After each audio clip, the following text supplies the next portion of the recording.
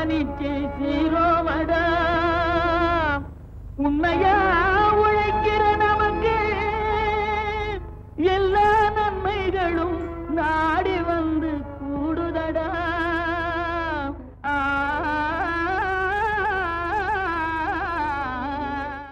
மாத்தி யோசிச்சேங்க பகுதியில் கன்னியாகுமரி மாவட்டம் ராதாபுரம் குட்டை விலையை சார்ந்த விவசாயி ஏ ஜார்ஜ். இவர் சிறு விவசாயியாக இருந்து தனது பொருளாதாரத்தை முன்னேற்ற வேண்டும் என்ற நோக்கோடு தனது வேளாண் தொழிலோடு வேளாண்மையில் இயைந்த தொழிலை செய்து வருகிறார்.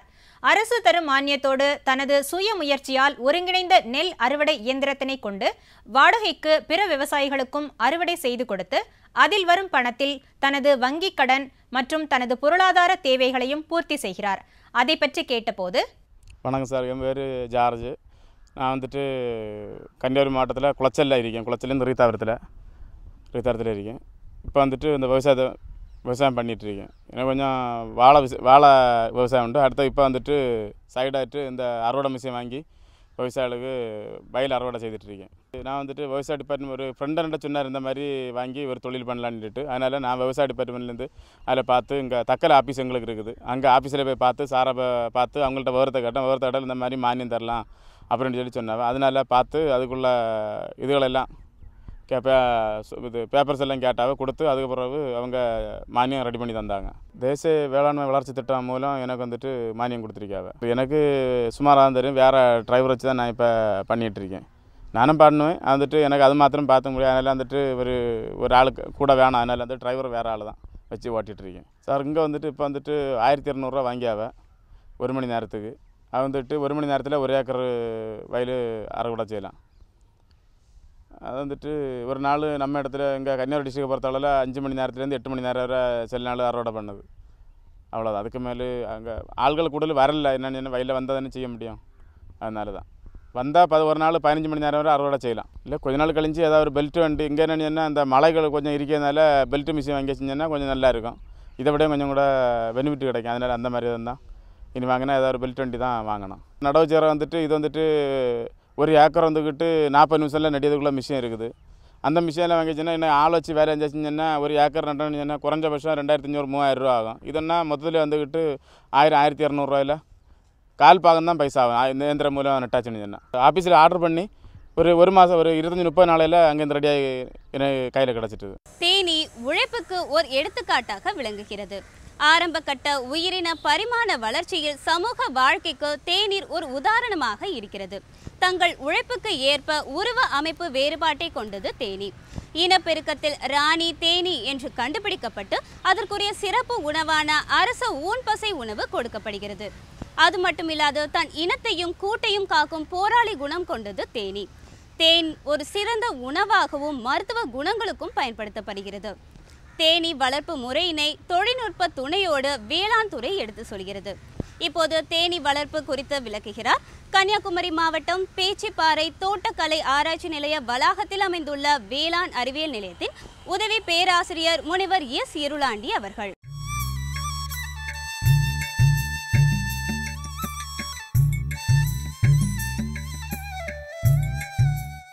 என் பேர் டாக்டர் எஸ் இருளாண்டி சார். நான் உதவி பேராசிரியராக பூச்சியியல் துறையில் வேளாண்மை அறிவியல் நிலையத்தில் வேலை பார்க்கிறேன்.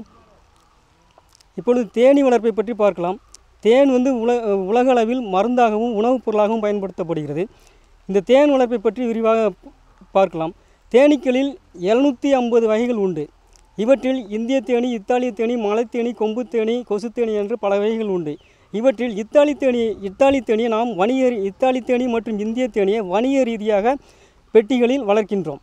இதற்கு நாங்கள் பல்வேறு வகையான பயிற்சிகள் அளித்து வருகின்றோம்.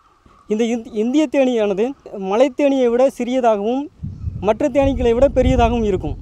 இவற்றை பெட்டிகளில் வளர்ப்பது மிகவும் சுலபமானது. இந்த தேனீக்களில் குடும்பங்கள் என்று பார்க்கும் பொழுது ராணி தேனி, ஆண் தேனி, வேலைக்கார தேனி என்று 3 வகைகள் உண்டு. இவற்றில் ராணி தேனி மிகவும் பெரியதாக இருக்கும். இவற்றின் வாழ்நாள் 3 வருடமாகும். ஆனால் இந்த ராணி தேனியை நாம் வருடத்திற்கு வருடம் மாற்றும் பொழுது உற்பத்தியே அதிகமாக கிடைக்கும். இந்த ராணி தேனி 5 முதல் 6 நாட்கள் ஆன பின்பு ஆண் தேனியுடன் இனச்சேர்க்கையில் ஈடுபடும். ஆனால் ஒரு ராணி தேனி ஒரு நாளைக்கு 1500 முட்டைகள் வரை இடும் தன்மை கொண்டது. இந்த ஆண் தேனியானது 30 முதல் 90 நாட்கள் வரை உயிர் வாழும். ஆனால் ராணி தேனியுடன் இனச்சேர்க்கையில் ஈடுபடும் பொழுது இனச்சேர்க்கை முடிந்தவுடன் இறந்துவிடும். இந்த வேலைக்கார தேனியானது 20 முதல் 40 நாட்கள் வரை உயிர் வாழும் தன்மை கொண்டது. வேலைக்கார தேனி அடைகள் கட்டுதல், பாதுகாத்தல், சுத்தம் செய்தல், இளம் குஞ்சுகளுக்கு உணவளித்தல் மற்றும் மகரந்தத்தை சேகரித்தல் என்று பல்வேறு வகையான வேலைகளை செய்து வருகின்றன. அடுத்து இந்த ராணி தேனியானது 2 வகையான முட்டைகளை இடும் தன்மை கொண்டது. ஒன்று கருவுற்ற முட்டை, இன்னும் கூமுட்டை. இந்த கருவுற்ற முட்டையிலிருந்து வரும் குஞ்சுகளுக்கு அது சத்து குறைவான உணவை கொடுக்கும் பொழுது அதிலிருந்து வேலைக்கார தேனிகள் வருகின்றன. அடுத்து இந்த கருவுற்ற முட்டையிலிருந்து அதிக சத்துள்ள உணவு மற்றும் ராயல் ஜெல்லி என்ற உணவை கொடுக்கும் பொழுது ராணி தேனி வருகின்றது. அது கூமுட்டையிலிருந்து ஆண் தேனி வருகின்றது. அடுத்து இந்த பெட்டிகளை எவ்வாறு நாம் வைக்க வேண்டும்? நல்ல மலை அடிவாரத்தில் வைக்க வேண்டும். பூக்கள் செடி கொடிகள் அதிகமான இருக்கின்ற இடத்தில் வைக்க வேண்டும். நல்ல வடிகால் வசதி உள்ள இடத்தில் வைக்க வேண்டும். சமதளமான இடத்தில் வைக்க வேண்டும்.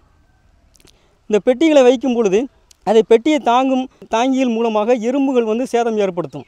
அப்போ தாங்கிகளை சுற்றி நீர் கிண்ணங்களில் முடிந்தால் வைக்க வேண்டும். இல்லை என்றால் நாம் கிரீஸு இல்லைனா இயந்திர எண்ணெய்களை தடவி எறும்புகள் நடமாட்டத்தை வரவிடாமல் தடுக்க வேண்டும். அடுத்து இந்த தேனீக்களை பல்வேறு வகையான நோய்களும் தாக்கி அழிக்கக்கூடிய தன்மை உள்ளது. இவற்றில் பெரிய மெழுகு அந்து பூச்சி. இந்த பூச்சியானது நம்ம பெட்டிகளில் உள்ள ஓட்டைகளில் முட்டைகளை இடும் தன்மை கொண்டது. அதிலிருந்து வரும் புழுவானது கீழே உள்ள மட்டைகள் வழியாக நம்ம அடையை புழு அடையை அடைந்து அதில் நூலாம்படை மாதிரி நூல்களை கட்டி வளரும்.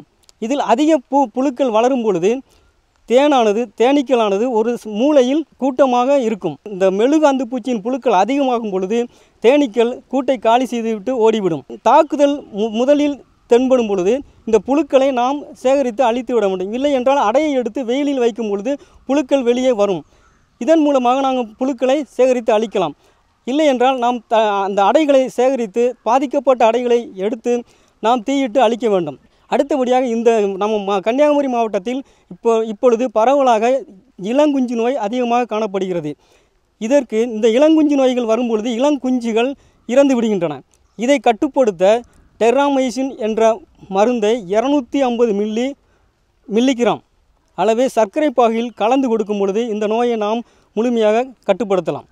இவ்வாறு மேற்கூறிய நடவடிக்கைகளை மேற்கொண்டு நாம் தேன் உற்பத்தியில் அதிக லாபம் பெறலாம். வேளாண் பெருமக்களே, இன்றைய பொன் விளையும் பூமி நிகழ்ச்சியில் அமைந்த மானியத்தில் ஒருங்கிணைந்த நெல் அறுவடை இயந்திரம் குறித்தும் நாகர்கோவில் வடசேரி உழவர் சந்தை குறித்தும் தேனீ வளர்ப்பு குறித்தும் பார்த்திருப்பீங்க. பயனுள்ளதாக அமைந்திருக்கும். உங்களின் கருத்துக்களும் ஆலோசனைகளும் வரவேற்கப்படுகின்றன. எங்களின் மின்னஞ்சல் முகவரி ddagri05chennai@gmail.com. நன்றி, வணக்கம்.